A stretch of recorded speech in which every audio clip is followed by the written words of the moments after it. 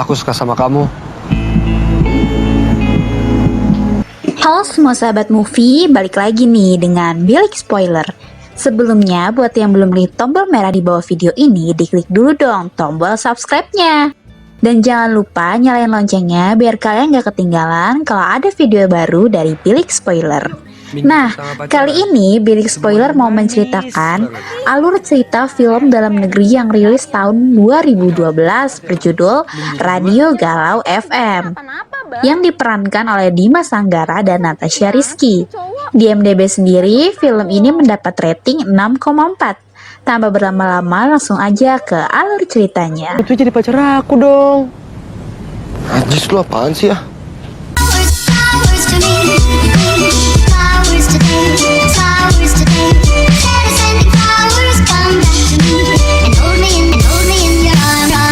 Kisah dibuka dengan menampilkan seorang laki-laki bernama Bara yang sudah 3 tahun jomblo. Ia merupakan pelajar kelas 2 SMA. Semasa ia duduk di bangku SMP, sudah ada 2 wanita yang ia taksir. Wanita pertama gagal ia dapatkan karena ia yang gak berani nembak si cewek itu. Dan cewek kedua yang ia incar, alhamdulillahnya nih, berhasil ia taklukkan dan dapatkan melalui surat. Nah, mulai dari situlah kisah cinta dia dengan si ceweknya semasa SMP itu hanya via surat saja, alias ya kirim-kirim surat aja gitu, balas-balesan. Tapi nggak pernah ketemu, nggak pernah sampai jalan bareng gitu loh.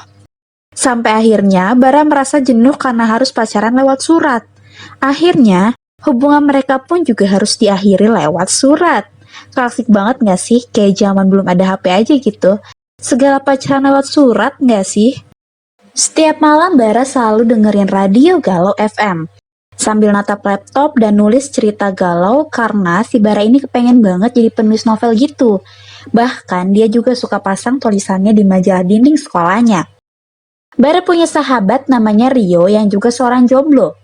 Waktu pagi hari mereka lagi ngobrol di depan majalah dinding sekolah. Rio mergokin ada 2 orang cewek yang lagi ngobrol sambil nunjuk-nunjuk ke mereka. Si Rio yang merasa bahwa kedua cewek itu merhatiin dia, langsung kepedean gitu dong.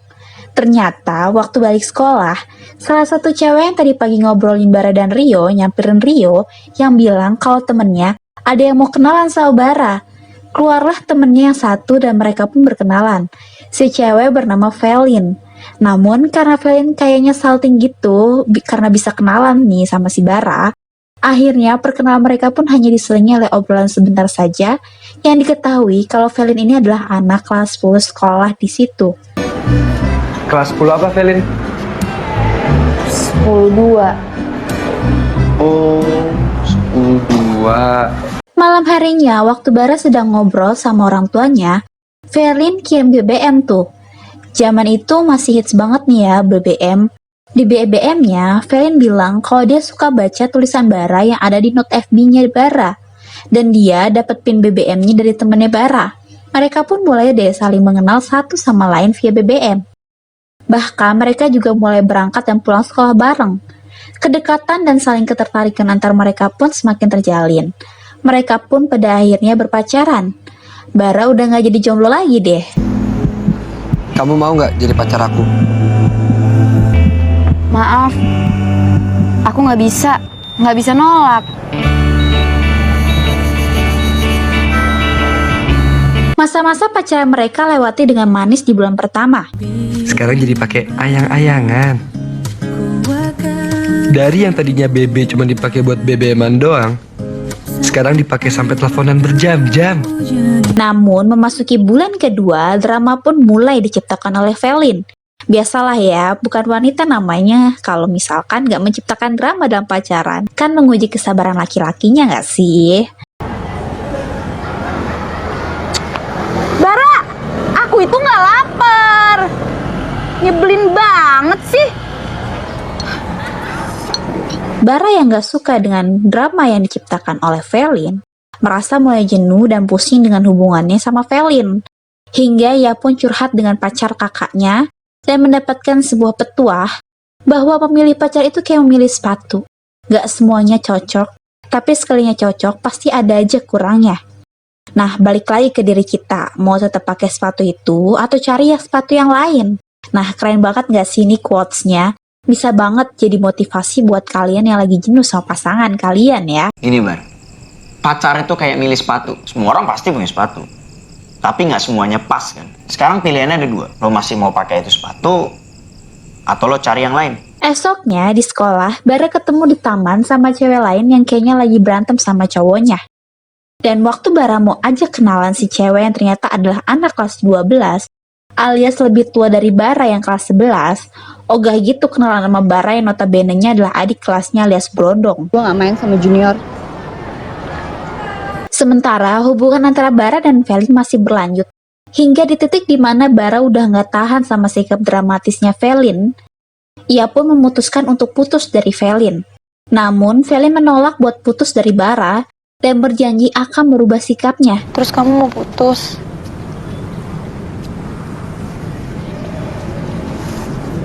Dan aku gak mau kita putus. Tapi aku janji, aku gak akan bikin kamu bete lagi. Mereka pun pada akhirnya nggak jadi putus. Namun lagi-lagi, Bara yang ngerasa aneh karena sikap Velin mulai berubah jadi manis gitu, malah berusaha ngehindarin si Velin dong. Gimana sih ya si Bara ini? Ceweknya lagi berusaha merubah sikap, doinya malah aneh sendiri. Nanti balik ke sikap awal dibilang dramatis. Ada-ada aja ya cowok jadi cowok. Suatu hari, si Bara ketemu lagi sama kakak kelas yang tempo hari ketemu di taman. Dan di sana mereka pun berkenalan.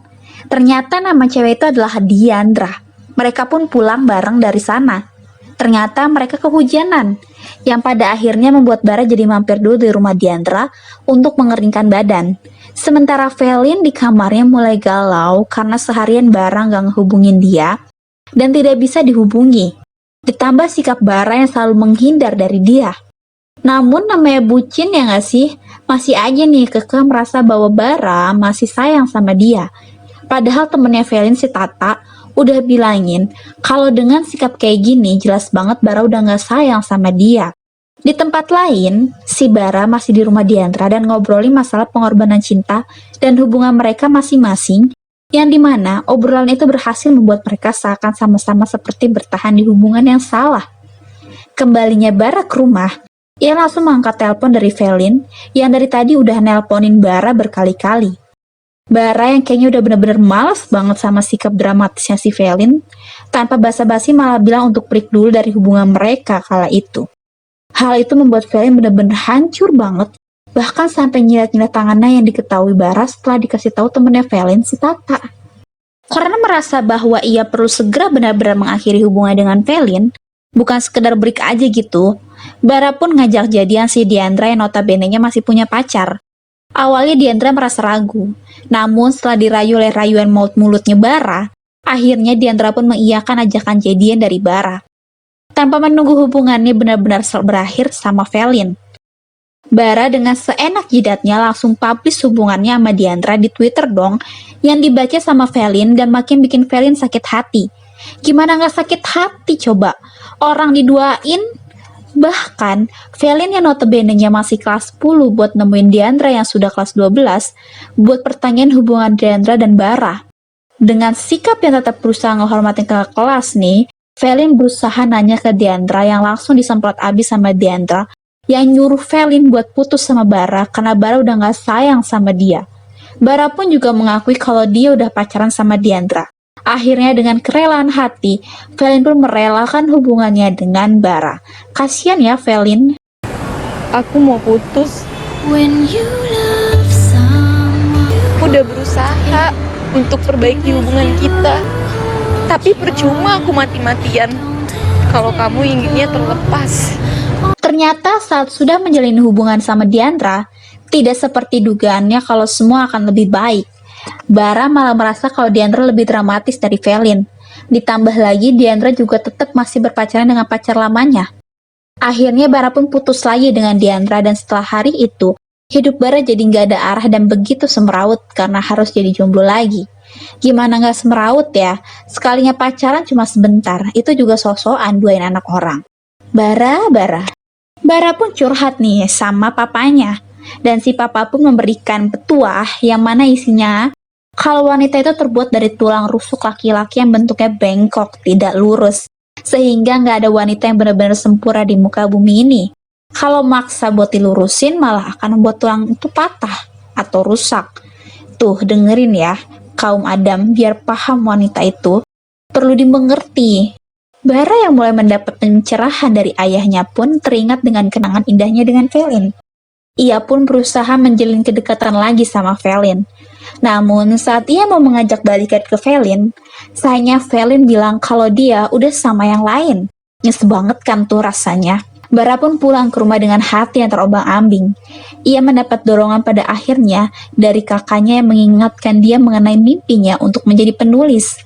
Bara pun mulai lagi ke kegiatan dia sebagai seorang jomblo dulu, pacaran dengan laptop sambil mendengarkan radio Galuh FM.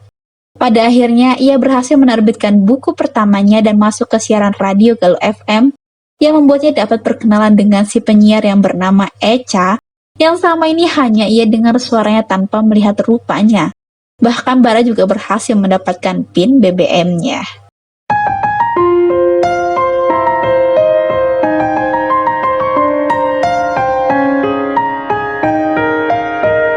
Nah, itulah alur cerita dari film Radio Galuh FM. Sederhana banget ya alur dari film ini dan cocok banget nih buat kalian yang lagi bingung mau ngapain untuk nonton film ini sebagai hiburan selingan kalian loh. Nah, buat kalian yang suka sama video Bilik Spoiler kali ini, jangan lupa di like, komen, dan subscribe ya yang belum subscribe. Akhir kata, Bilik Spoiler undur diri dan sampai jumpa di video berikutnya. Bye-bye.